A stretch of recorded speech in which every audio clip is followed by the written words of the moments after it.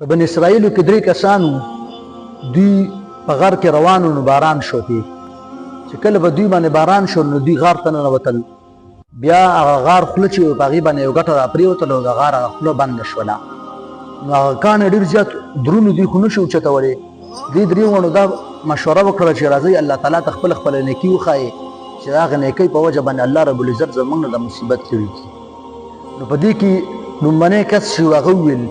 چې الله پاکه ما به ګډې بېزې سره ولي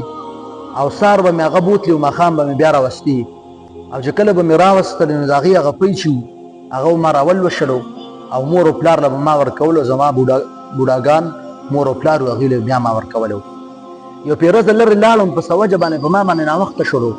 نو چې کله رالمه او ګډې مې راولوشلې